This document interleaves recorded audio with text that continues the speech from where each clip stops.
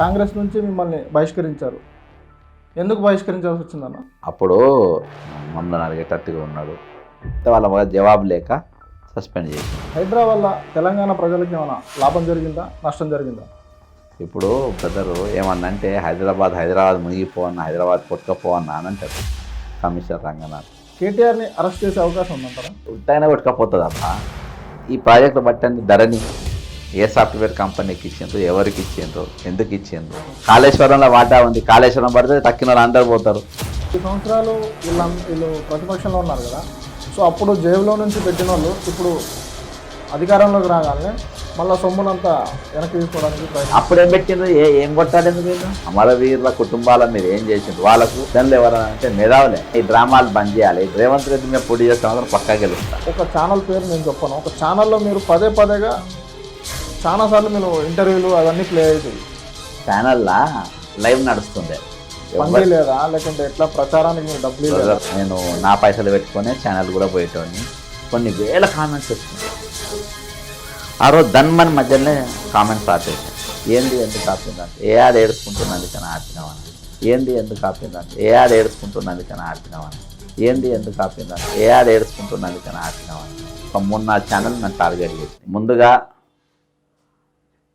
తమ్ముడు మోహిన్ స్టార్ట్ చేసినటువంటి మోజో స్టూడియోకు మా పూర్తి మద్దతు సహకారం తెలియజేసుకుంటూ, ప్రేక్షకులందరూ కూడా నాకు చాలా పెద్ద స్కామ్లు ఇదివరకు వచ్చిన ఛానళ్ళల్లో మోహినే చాలా సాహోతపేదంగా మరి రావడం, కవర్ చేయడం జరిగింది. అది ధరణి కానీ, కాళేశ్వరం కానీ, లేకుంటే వాసవి కోమచెరువులో కట్టినటువంటి కానీ ఇటువంటి చాలా తీసిండ్రు.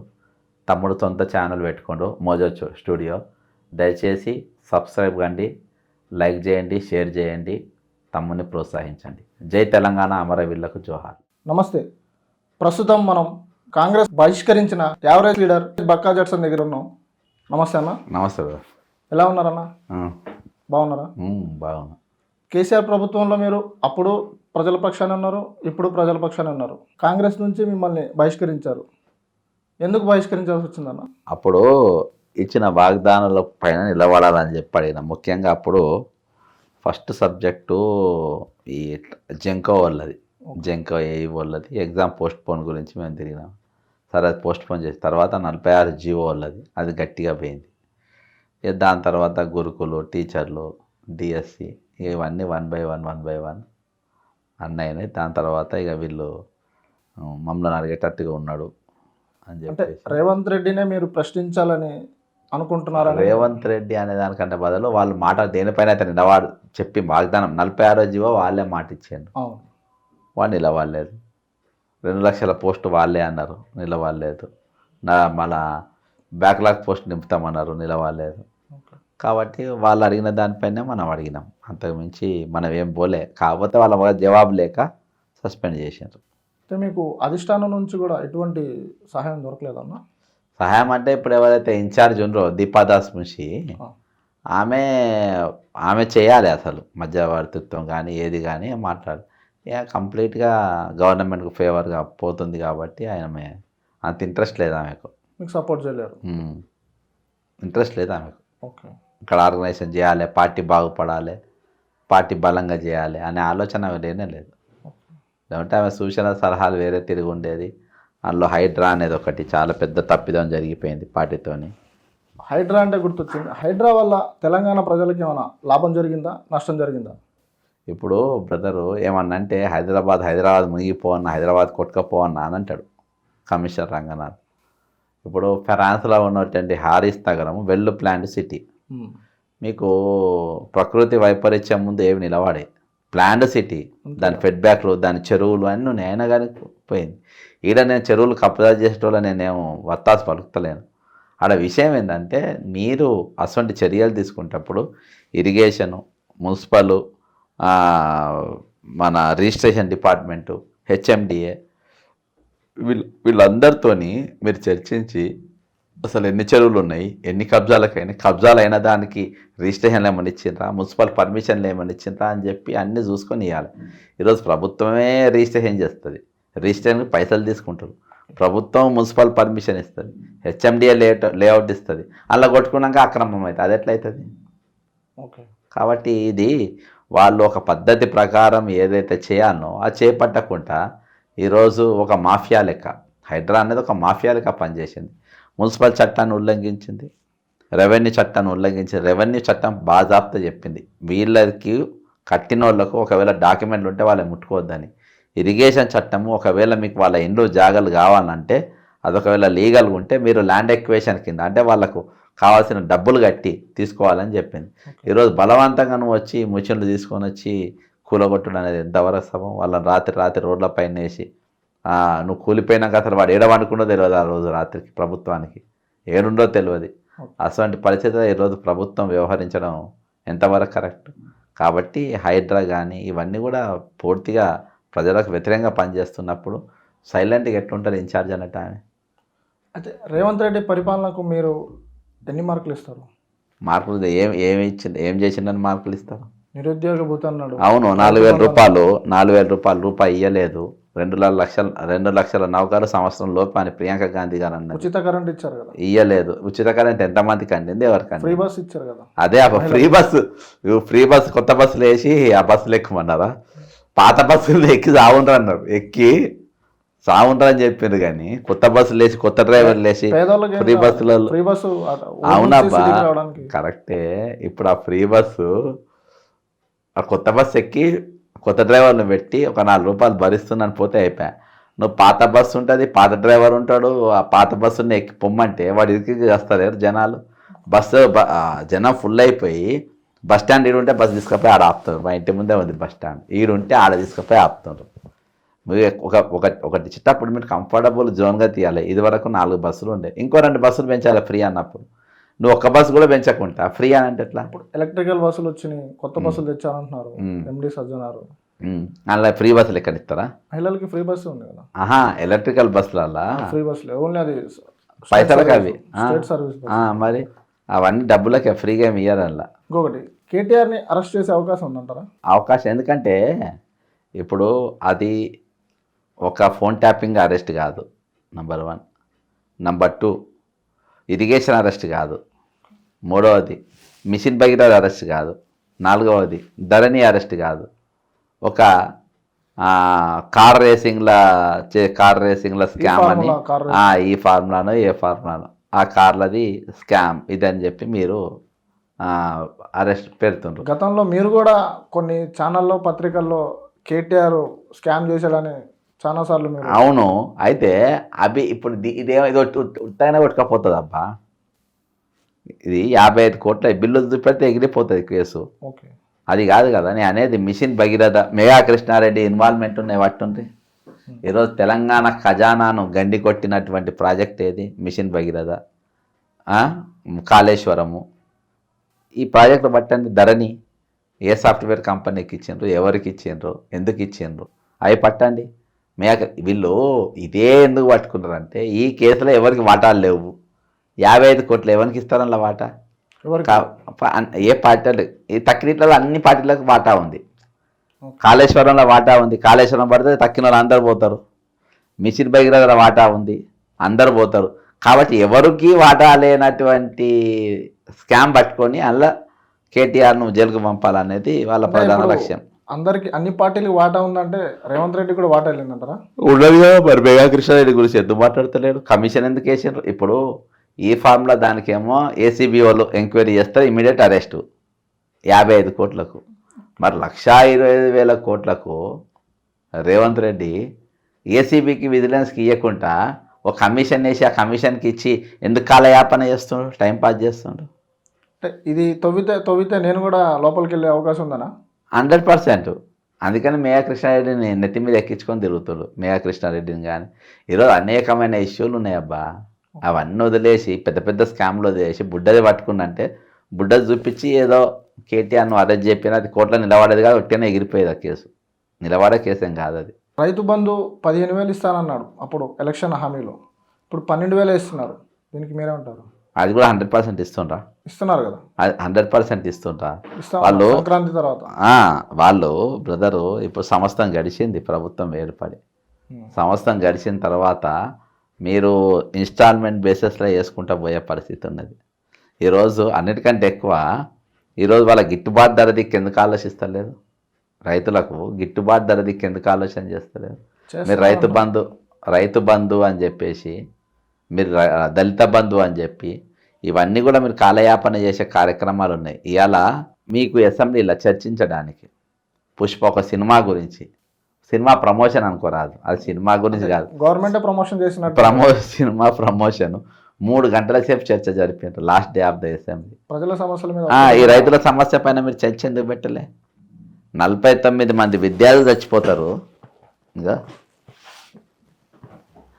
వీళ్ళంతా ఇవాళ కూడా, నిన్న కూడా కరీంనగర్ అడ్మిట్ అయ్యారు. ఇక ఫుడ్ పాయిజన్ అయ్యి ఫుడ్ పాయిజన్ ఇక ఈమె చచ్చిపోయింది. ఈమె ఇక వీళ్ళంతా చచ్చిపోయిన వాళ్ళ ఫోటో చచ్చిపోయింది. వీళ్ళందరి వీళ్ళ చర్చ ఎక్కడ వీళ్ళ గురించి మాట్లాడవు, వీళ్ళ గురించి చర్చించవు, వీళ్ళ గురించి సబ్జెక్ట్ తీసుకురావు, వీళ్ళ గురించి ఎక్కడ ముచ్చటే ఉండదు. కానీ ఈరోజు మీరు మాత్రము ఎవరిది మన ఒక సినిమా గురించి అల్లు అర్జున్ నువ్వే క్వశ్చన్ అడిగిపించుకుంటావు అక్బరుద్దీన్తో, ఓవైసీతో 3 గంటల చర్చ జరుపుతావు. తర్వాత సినిమా యాక్టర్ అందే అది క్లోజ్. ఇప్పుడు హైదరాబాద్లో ఓవైసీ చాలా బాగా అడిగిండు. మరి అక్టోబరు 27వ తారీఖుకి వెళ్ళి 28కి వెళ్ళి నవంబర్ 27 వరకు హైదరాబాద్లో కర్ఫ్యూ ఉండే, నెల రోజుల పాటు ఇక్కడ కర్ఫ్యూ ఎందుకు పెట్టిండ్రు అని చెప్పి అసౌద్దీన్ ఓవైసీ ఎందుకు అడగలేదు? ఇక్కడ కర్ఫ్యూ పెట్టిండ్రు అని చెప్పేసి కిషన్ రెడ్డి ఎందుకు అడగలేదు? ఇద్దరు ఎంపీలు, ఇద్దరు మా శత్రువులు అంటారు, ఇద్దరు పడనంటారు, మీరిద్దరు ఎందుకు అడగాలి? ఈ సిపాయిలు ఎందుకు అడగాలి? దీని మీద ఎందుకు చర్చ జరపాలి? రైతుల గురించి ఎందుకు చర్చ జరపాలి? 49 మంది విద్యార్థులు చచ్చిపోతే మీరు చర్చ జరపాలి. 1000 మంది ఇప్పటికి కూడా దవాఖానలు అడ్మిట్ అవుతా ఉన్నారు, వాళ్ళ మీద చర్చ ఎందుకు జరపాలి? కాబట్టి ప్రభుత్వానికి ఎక్కడ కూడా సమస్యలపైన చిత్తశుద్ధి లేదు. వాళ్ళకి ఏమైనా కాలయాపన చేసుకోవాలి, వాళ్ళకి ఎందులో లాభం ఉంటే అందులో ఇది చేయాలి. మూసీ ప్రక్షాళన పెట్టుకుంటుంది, మరో కాళేశ్వరం, అది అలా 4 డబ్బులు వస్తాయి. ఈరోజు ఫార్మా కంపెనీలో నోటీసు పంపవు, ఎవరి వల్ల ఈరోజు మూసీకి ముప్పు వాటిందో, ఎవరి వల్ల ఈరోజు మూసీ కలుషితమైందంటే ఫార్మా కంపెనీల వల్ల అయింది. నువ్వు డివిస్కు నోటీస్ పంపినావా, రెడ్డిస్కు నోటీస్ పంపినావా, భారత్ బయోటెక్ పంపినావా? వీళ్ళందరి దగ్గర వరద బాధితుల సహాయార్థం అని చెప్పి డబ్బులు తీసుకున్నావు. అది ఎక్కడ అధికార సెక్రటరియట్లో కాదు, ప్రైవేట్ ఇంట్లో. ఆయన ప్రైవేట్ ఇంట్లో వీళ్ళ దగ్గర తీసుకున్నాడు. అంటే న్యాచురల్గా ఏంటంటే ఇంటికి పోయినప్పుడు చెక్కులతో సహా బొకేలు కూడా తీసుకుపోతారు కదా, ఆ బొకే మనీ ప్లాంట్ బొకే, ఈ బొకే కాదు, మనీ ప్లాంట్ బొకే ఇంట్లో అయితే తీసుకుంటారు. ఇంట్లో మనీ ప్లాంట్ బొకేలతో ఇవి కూడా ఇచ్చిండ్రు. కాబట్టి ఈరోజు ఆయనకు ఏంటంటే సెటిల్మెంట్ల కోసం ఇది ఒక దుకాణం, దీనిపైన కూడా చర్చ ఉండదు. ఈరోజు చర్చ దేనిపైన ఉంటుంది అంటే పుష్ప సినిమా పైన ఉంటుంది. ఈయన చర్చ జరిపిన తర్వాత మళ్ళీ 1000 కోట్ల రూపాయలు, అది ఒక 1000 కోట్ల రూపాయలు మళ్ళీ కలెక్షన్ చేయొచ్చు నేను అనుకుంటా. అంటే 10 సంవత్సరాలు వీళ్ళు ప్రతిపక్షంలో ఉన్నారు కదా, సో అప్పుడు జేబులో నుంచి పెట్టిన వాళ్ళు ఇప్పుడు అధికారంలోకి రాగానే మళ్ళీ సొమ్మునంతా వెనక్కి తీసుకోవడానికి ప్రయత్నం. అప్పుడేం పెట్టిండ్రు, ఏం కొట్లాడిండ్రు వీళ్ళు, ఎన్ని కోసలు కొట్లాడిండ్రు వీళ్ళు? కేసీఆర్ ప్రభుత్వం అప్పుడు కేసీఆర్ దగ్గర తీసుకున్న వాటాలేనే, అప్పుడు మేయా కృష్ణారెడ్డి దగ్గర వాటాలే తీసుకునే, లేకుంటే మేయా కృష్ణారెడ్డి మీద ఇప్పుడు కేసు పెట్టి జైలుకి ఎందుకు పంపరైనా? కాబట్టి వీళ్ళకి ఏడ కూడా చిత్తశుద్ధి లేదు. వీళ్ళ దుకాణం ఒకటే, ఈరోజు డబ్బు సంపాదించుకోవాలి. ఏదో అరెస్ట్ చేసినామని చూపించడానికి ఒక బుడ్డ కేసు పట్టుకున్నారు, అదే పట్టుకున్నారు. కానీ పెద్ద కేసులలో మిషన్ భగీరథ కానీ పెద్ద పెద్ద కేసులలో కానీ పేపర్ లీకేజ్ కేసులలో కూడా ఈరోజు ఎటువంటి పురోగతి లేని పరిస్థితి. కాంగ్రెస్ మేనిఫెస్టోలో నిరుద్యోగులకు 2 లక్షల ఖాళీలు, 4000 పెన్షన్లు అన్నారు, ఇస్తున్నారా? అసలు ఎన్ని ఖాళీలు ఉన్నాయో ఇప్పటిదాకా రివ్యూ మీటింగే జరగలే. ఎన్ని ఖాళీలు ఉన్నాయి ప్రభుత్వంలో, ఏ డిపార్ట్మెంట్ ఎన్నెన్ని ఖాళీలు ఉన్నాయో డిపార్ట్మెంట్ వైజ్గా రివ్యూ మీటింగ్ అయిందా? ఏ శాఖలో ఎన్ని ఖాళీలు ఉన్నాయో అని జరిగిందా? విద్యాశాఖ మంత్రి ఎవరో తెలుసా మీకు? నాకైతే తెలియదు. మరి ఎవరు విద్యాశాఖ మంత్రి ఎవరున్నారు? ఆయనే, రేవంత్ రెడ్డి. అంటే ఆయనే కదా రేవంత్ రెడ్డి. ఇప్పుడు చచ్చిపోయిన విద్యార్థులకు ఆయనే మంత్రి, ఇలా హైయర్ ఎడ్యుకేషన్కు ఆయనే మంత్రి. వైస్ ఛాన్సలర్ నియామకాలు మళ్ళీ గంట చక్రపాణి తెచ్చుకోండు అంతే. ఇవాళ బాసరా ట్రిపుల్ ఐటీ కూడా ఈయననే మంత్రి. 2008లో ప్రతిష్టాత్మకమైనటువంటి ట్రిపుల్ ఐటీలా మళ్ళీ ఇంకో 3 ట్రిపుల్ ఐటీలు పెడతా అన్నాడు సిపాయిలు. ఇవాళ అవి వదిలేయి, ఉన్నదానికే దిక్కులేదు. అక్కడ 40,000 రూపాయలు మెస్ ఛార్జీలు కమ్ ట్యూషన్ ఫీజు 2008లో ఫిక్స్ చేసిన, ఇవాటి వరకు అవి వేస్తుంది. అలా ధర్నాలు బంధులు ఎందుకైతే అనుకుంటున్నారు ఇవి చేయబట్టే అప్పటి ఇన్ఫ్రాస్ట్రక్చరు అప్పటి నిర్మాణాలు అప్పటి కట్టడాలు అవే ఉన్నాయి ఇవాళకి అవన్నీ చెదిరిపోలే ఖరాబ్ కాలే ఇవాళకి వాటిపైన కూడా ఎక్కడలేదు విద్యాశాఖ మంత్రి కానీ సోషల్ వెల్ఫేర్ మంత్రిగా కానీ ఈరోజు పశు సంవర్ధక శాఖ మంత్రిగా ఏది గొర్రెల స్కామ్ ఇవాళ వరకు అసలైన దోషులకు ఇవాళ దాకా శిక్ష పడలే కాబట్టి వాళ్ళంతా అసలు అరెస్ట్ కూడా కాలే కాబట్టి వీళ్ళంతా ఏంటంటే ఇలా డ్రామా పాలసీ నడుస్తుంది డ్రామా చేస్తుండ్రు అంత మించి ఏం లేదు ఈ కాళేశ్వరం స్కామ్ అనేది అప్పుడు నేను ప్రభుత్వంలోకి రాగానే కాళేశ్వరం స్కామ్ అంతా బయటకు తీస్తా అన్నాడు అది తీసిండా రేవంత్ రెడ్డి ఆయన నేను ప్రభుత్వం రాను నేను సీఎం గాను అనుకొని ఇచ్చినట్టున్నది ఇప్పుడు అయిండు ఆయన ఓ కమిషన్ చేసిండు ఆ కమిషన్ సాగదీస్తా పోతుంది అది ఇవాళ తెగేది కదా అప్పుడు తెగేది కదా ఇక నడుస్తూనే ఉంటుంది ఎన్నేళ్ళు కావాలన్నా నేను నడుస్తుంది గత కొన్ని రోజుల కింద కేటీఆర్ని కలిశారు ఏమనుకోవాలని అంటే బీఆర్ఎస్ పార్టీలోకి వెళ్తున్నారు అయితే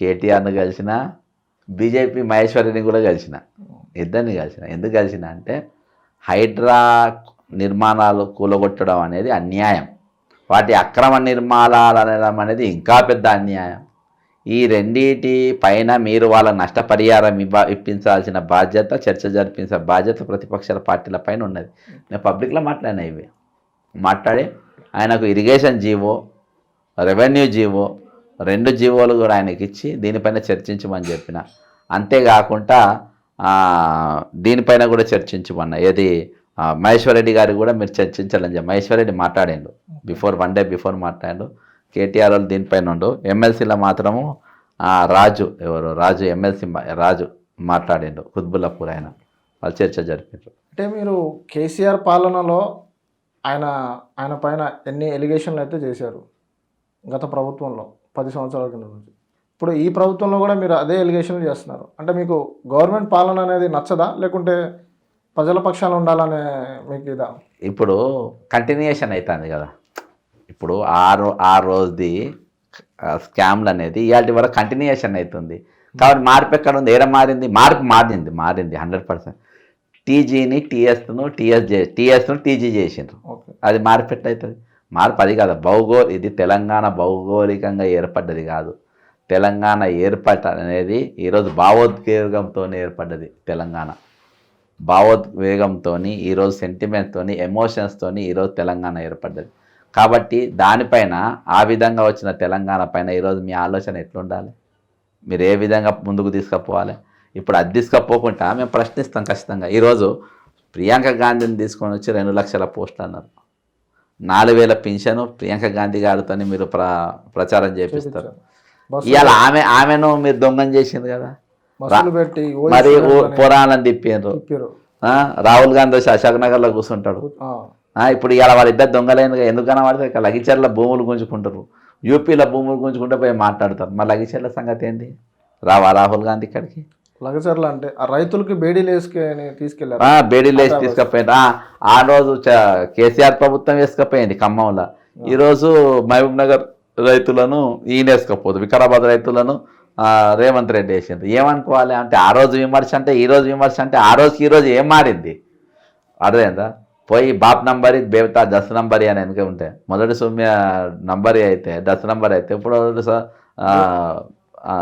సౌ నంబరి కింద వచ్చిండు నంబరి 10 నంబరి కింద రేవంత్ రెడ్డి వచ్చిండు కాబట్టి ఈరోజు ప్రభుత్వ విధానాలు ఏమి మారలేదు ప్రజల దిక్కు ఆలోచించే సమయం వాళ్ళకి లేదు ఇవాటికి అట్టిగా మా ఆలోచన కూడా అట్నే ఉన్నది మేము ఫస్ట్ ఇవాళ మీడియా కాంప్రమైజ్ అయింది అందరు కాంప్రమైజ్ అయ్యారు మేము మాత్రం కాలే కదా మేధావులు కూడా అమ్ముడుపోయింది ఇవాళ మేధావులు ఖాళీల గురించి మాట్లాడు తెలంగాణ ఉద్యమం అప్పుడు 2,50,000 ఉద్యోగాలు ఖాళీలు ఉన్నాయి తెలంగాణ రాగానే మేము ఇప్పిస్తామని చెప్పిన మేధావులు సిపాయిలు ఈరోజు ఏడున్నారు ఒక్కరు కూడా గొంతెత్తట్లేదు పోయిన ప్రభుత్వం కాడ కొంతమంది ఉన్నారు ఈ ప్రభుత్వాలకు కొంతమంది ఉన్నారు ఈరోజు యూట్యూబ్ ఛానల్ కూడా అన్నీ అట్నే మోపోయినాయి మేము గత ఏళ్ళు బాగా కష్టపడ్డాం కాబట్టి ఈ ఏళ్ళు మేము సరెండర్ అయిపోయి తింటామని అంటే మీరు దొంగలను సెలెక్షన్ చేసుకుని వాళ్ళ మద్దతుగా నిలబడుతుండ్రా లేకుంటే ప్రజల పక్షాన్ని నిలబడ్డోళ్ళకు మద్దతుకుంటుండ్రా లేకుంటే ప్రజలతో మీ సమానంగా ఉంటుండ్రా ప్రజలకు ప్రభుత్వాలకు వారధులుగా ఉంటుండ్రా ఈరోజు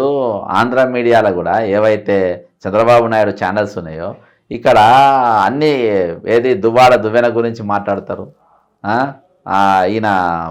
ఆయన వేసుకున్న బూట్ల గురించి ఎవరు ఆయన పేరేం పేరు విజయసాయి రెడ్డి వేసుకున్న బూట్ల గురించి గంటలు గంటలు చర్చలు చెప్తారు.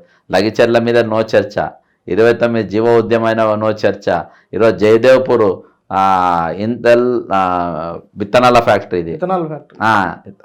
దానిపైన నో చర్చ. ఈరోజు ఎన్ని అరాచకాలు జరిగిన తెలంగాణలో చర్చనే ఉండదు ఈ ఛానళ్ళల్లో, ఉండేది మాత్రం హైదరాబాద్లో. ఈరోజు ప్రతి సెక్షన్ ఒక సెక్షన్ తర్వాత ఒక సెక్షన్ తర్వాత మొత్తం మింగేస్తూనే ఉన్నాయి. నేను రేవంత్ రెడ్డి ఒకటే అంటున్నాను, తెలంగాణ ఏర్పడ్డ తర్వాత ప్రభుత్వాలు చేస్తున్నటువంటి పనులు మాత్రము ఈ విధంగా ఉన్నాయి. అంటే రేవంత్ రెడ్డి అంటే అంటే ఎందుకు అంత కోపం మీకు?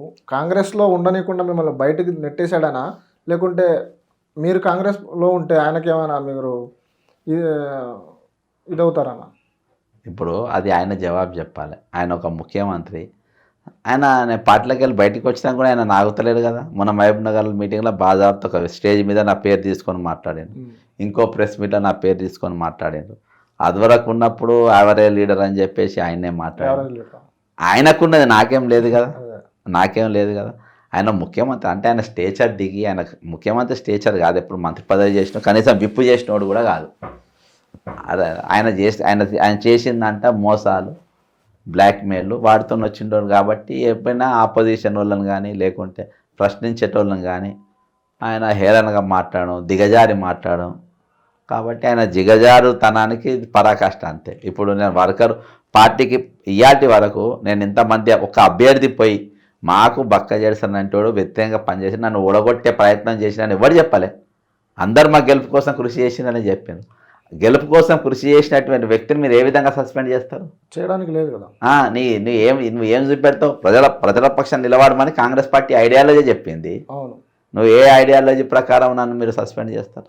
అట్లా అడిగినా నాకేం, నా ఇంటికి కూడా ఫరక్ పడదాలి. వచ్చే కమిషన్లకైనా మీరు అడ్డుపడుతున్నారా అంటే 100%. ఈయన దొంగ, ఇవాళ కాదు దొంగనే అంటాము.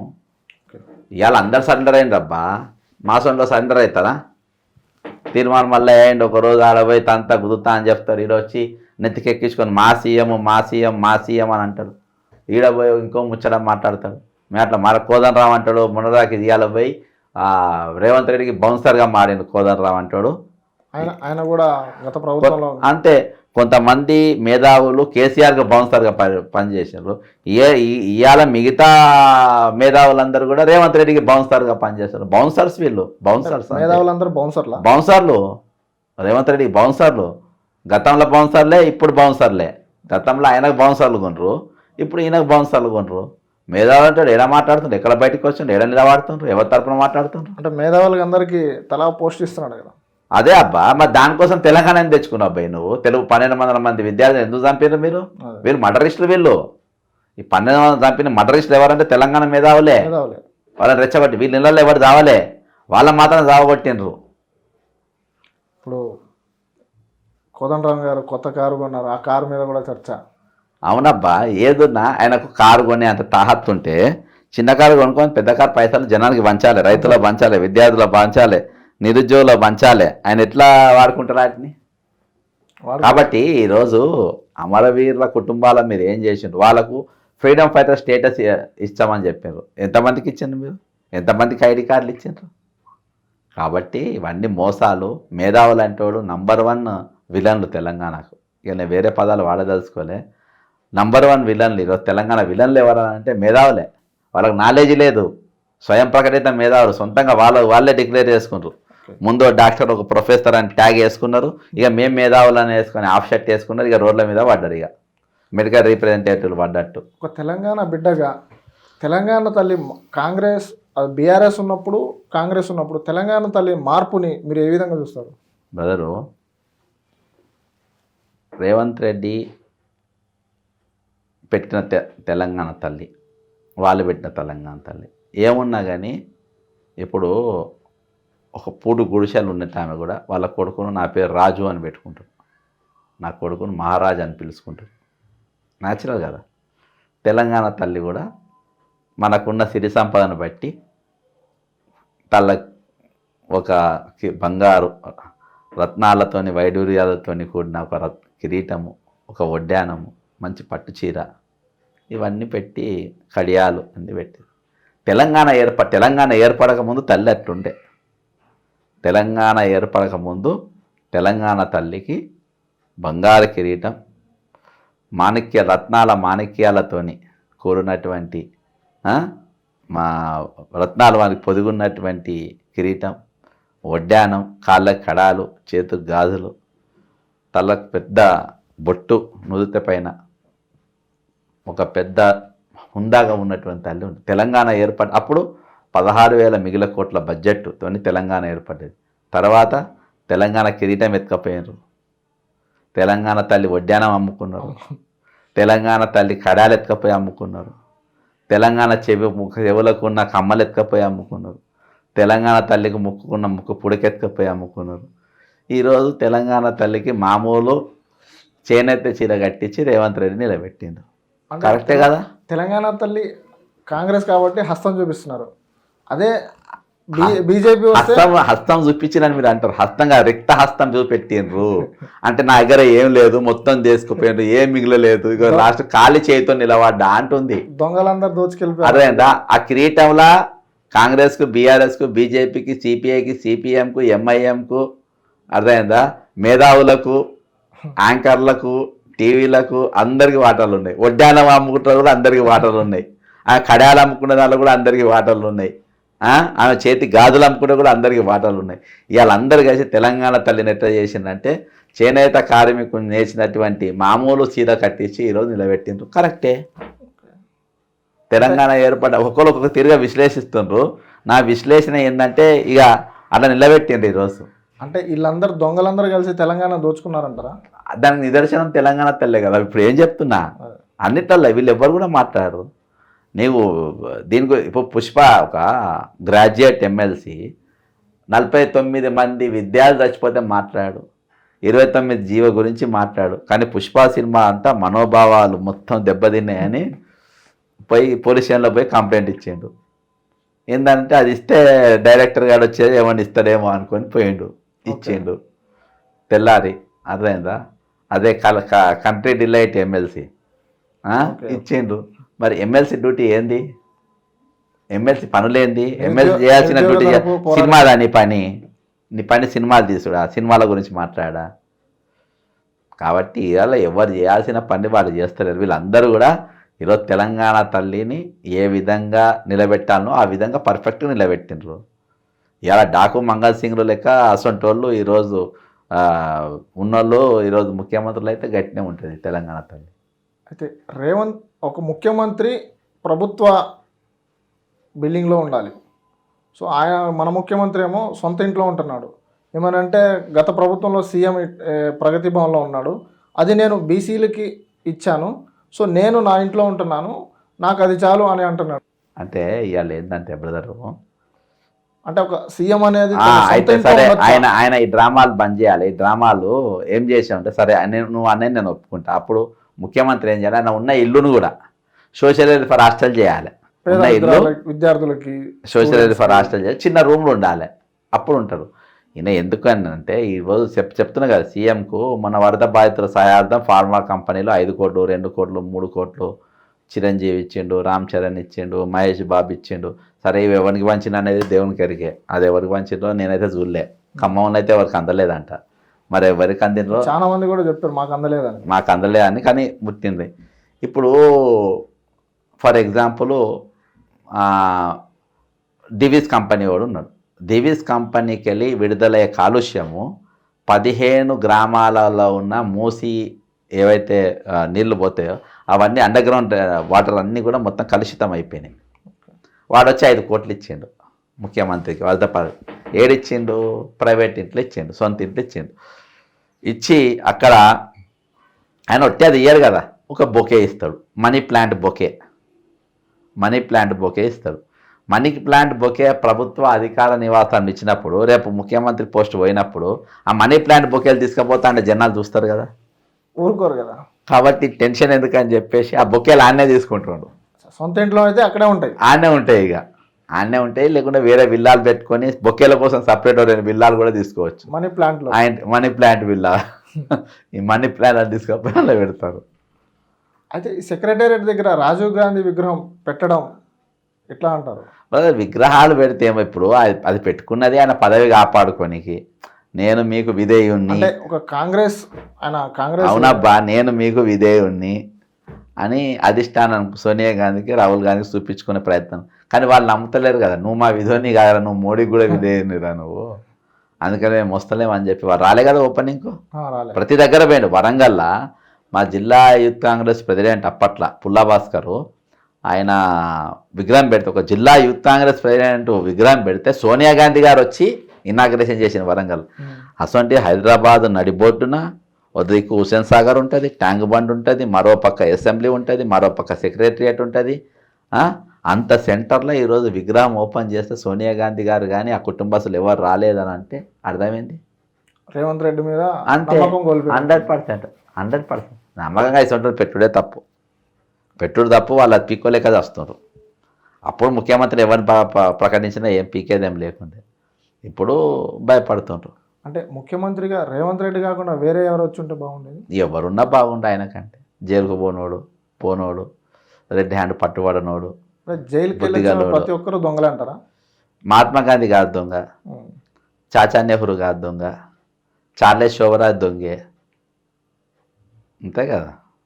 కాబట్టి రేవంత్ రెడ్డి కూడా దొంగ అంటారు. ఆయన వాళ్ళతో నాకు సమానం అనుకుంటుండేమో అంటున్నా. చాచా నెహ్రూ మహాత్మా గాంధీతో సమానం జైలుకు పోయిన వాళ్ళని వాళ్ళు అనుకోవచ్చు. మైబీ దేశ్కెళ్ళి జైలుకు అనవచ్చు. దేశ్కి నేత ఎమ్మెల్సీగా మీరు పట్టభద్రులుగా చేసిన అక్కడ విఫలమైపోయారు. మళ్ళీ వచ్చే ఈ కరీంనగర్ ఎలక్షన్ లో నిలబడతా ఖచ్చితంగా గెలుస్తారనే నమ్మకం సరే బ్రదర్. గెలిపించేటోళ్ళు నేను ఒక్కటి ఎమ్మెల్సీ గెలుస్తాను లేదు, రేవంత్ రెడ్డి మీద పోటీ చేస్తా మాత్రం పక్కా గెలుస్తా.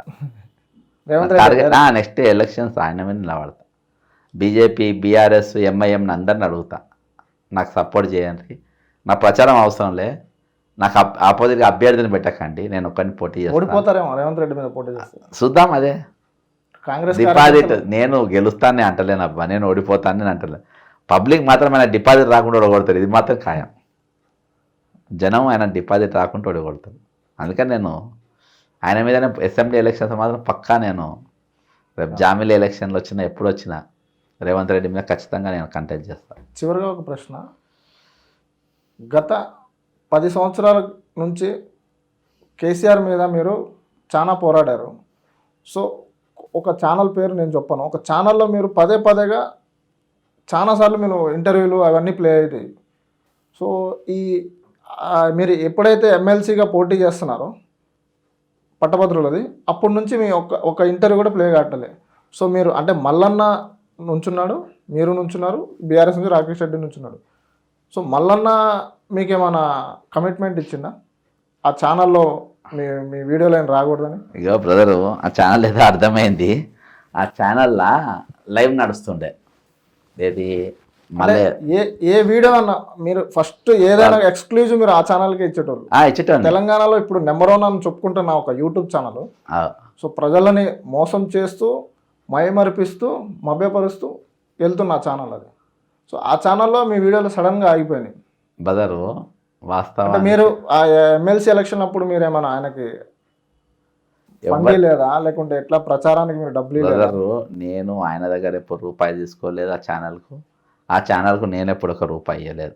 ఏమన్నా లంచ్లు టిఫిన్లు చేసి ఉంటాం, కానీ నేను నా పైసలు పెట్టుకునే ఛానల్ కూడా పోయేటోని, నా డబ్బు పెట్టుకునే నేను ఎక్కడికైనా పోయేటోని. ఒకటి ఏంటంటే నా వీడియోలు ఎక్స్క్లూజివ్ వీడియోలు ఏవైతే ఉండేనో ఆ స్కామ్ల పరంగా అందులోకి కొంచెం బయటికి వస్తుండే. ఆ యాజమాన్యం గతంలో కుమ్మక్క అయిపోయి వాళ్ళు పోయి వాళ్ళు ఇంకో ఛానల్ పెట్టుకున్నప్పుడు ఈయనకు నాకు ధరణి లింక్ పోయినాక తప్పుడు దాదాపు 10 లక్షల మందికి అది వ్యూవర్షిప్ ఇచ్చింది. అది ఎగరగొట్టింది. ఆ వీడియో ఎగరగొడితే ఇంకో ఛానల్ పుట్టడానికి వాళ్ళు ఫండింగ్ చేసిన కొత్త ఛానల్ పుట్టింది. నాకేమో తెలియదు, కానీ ఒక ఇంటర్వ్యూ అవుతుంది. ఆ ఇంటర్వ్యూ నేను కూడా చూస్తున్నా. తీర్మానం మల్లయ్య మాట్లాడుతుండ్రు, ఇద్దరు తీస్తుండ్రు. అందులో కింద కామెంట్స్ మొత్తం నాకు ఫేవర్గా, వన్ సైడ్ ఫేవర్గా వస్తుండే. అవును, నేను కూడా చూసాను. వన్ సైడ్ నాకు ఫేవర్గా ఫుల్ స్పీడ్గా పోతుండే. కొన్ని వేల కామెంట్స్ వచ్చినాయి. ఆ రోజు ధన్మన్ మధ్యలోనే కామెంట్స్ ఆపేశారు. నేను నైటే ఫోన్ చేసిన, ఓకే ఏంది ఎందుకు ఆపిన అంటే, ఏ ఆడ ఏడుచుకుంటున్నా అందుకని ఆపినామని. కానీ అది నేను ఇన్ని రోజులు ఎక్స్క్లూజివ్గా ఇంత పెద్ద స్కాములు నీకు ఇచ్చింది నువ్వు కాంప్రమైజ్ కావద్దని. చెడైనా నన్ను తిట్టినా నిన్ను తిట్టినా ఎవరిని తిట్టినా అది నడుస్తూనే ఉండాలి. మధ్యలో ఆపుడు ఎక్కడిది? తిరుమల మంది తిట్టుకుంటూ వచ్చిందని చెప్పేసి అది ఆపిన. ఆ రోజుకి వెళ్ళి ఒక 3-4 ఛానల్ నన్ను టార్గెట్ చేసినాయి, ఇంక్లూడింగ్ అది. ఏదో బుడ్డే నా ప్రచారం చేసుకునే బుడ్డే ఏమన్నా నాకు తెలియదు. నేను కామ్గానే ఉంటుండే. అంటే నేను కూడా మిమ్మల్ని చాలా రోజులు చూస్తున్నా. నేను పనిచేసినాడే. సో ఆ ఛానల్లో సడన్గా మీ వీడియోలు అయిపోయేసరికి నేను షాక్ అయినా. అయితే ఇప్పుడు అప్పుడప్పుడు నా ఈ వీడియోలో అవ్వ డౌన్లోడ్ చేసుకొని వేసుకుంటుండు, అంటే మా ఛానల్లో కూడా వస్తుండు అని చూపించుకోనికి. ఓకే. నేను సరే దానికి స్ట్రైకులు కానీ అవి కానీ నేనేం కొట్టలే. సరే పోనీ అది వాళ్ళ విఘ్నతకే వదిలేద్దాం. నన్ను రాత్రికి ఒక ఆయన ట్విట్టర్లో అడిగిండు, అన్న నీ వీడియోలు వాడుకోవచ్చా? నేను వాటర్ మార్క్ ఏం పెడతలేనబ్బా, మీరు వాడుకోండి, నాకు కమర్షియల్ కంటెంట్ కాదు నా ఛానల్, ఓకే, మీరు వాడుకోండి, నాకేం ఇబ్బంది లేదని చెప్పిన. సరే ఏదేమైనప్పటికీ ఇప్పుడు మేము వాస్తవాలు చెప్తాం, నిజాలు చెప్తాం. నిజం చెప్పే ధైర్యం లేనప్పుడు మీరు ఆ డైలాగులు కొట్టద్దు. మామూలుగా మా తీర్మానం వాళ్ళకి ఒకటి ఉందబ్బా, ఏంటంటే బ్లాక్మెయిల్ చేస్తాడు, చూస్తారు అనేది. మీరు కూడా అట్నే ఉండండి. ఇప్పుడు యాక్టింగ్లు ఎందుకు చేయాలి? నేను ఇది చేస్తా అది చేస్తా. 4 కోట్ల తెలంగాణ ప్రజలందరికీ మోసం చేసినట్టే కదా. అంతే కదా. ఇప్పుడు చాలామందికి అర్థమైపోయింది, చాలామందికి తెలిసిపోయింది. నన్ను అడుగుతారు, ఏంది నువ్వు అడిగిన ప్రశ్న నువ్వు కొత్తగా అడుగుతలేవు, చాలామంది అడుగుతున్నాను. అయినప్పుడు చెప్పిన బ్రదర్ మునుపటి లెక్క లేరు వాళ్ళు, మేము మోసపోయినా. ఇలా పొద్దుగాల కూడా ఒక ఛానల్ అడిగాను, ఒక ఛానల్లో వచ్చి అడిగాను. అంటే లేదా అబ్బా అప్పటి లెక్క లేదు, ఇప్పుడు మారిపోయింది, అందుకని నేనే వీడియోలు రిలీజ్ చేసి పంపుతున్నా. మీరు ఒక కొత్త ఛానల్ పెట్టారు కదా, ఎలా నడుస్తుంది? ప్రజాపక్క అయిపోయింది, 11,000 దాకా సబ్స్క్రైబర్స్ అయ్యారు. నేను సంపాదన కోసం పెట్టలేదు,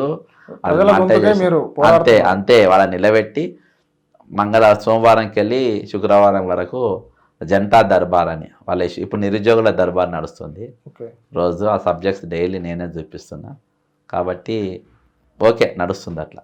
సో థ్యాంక్ యూ అన్న. Thank you brother. చూస్తున్నాండి మోజో స్టూడియోస్.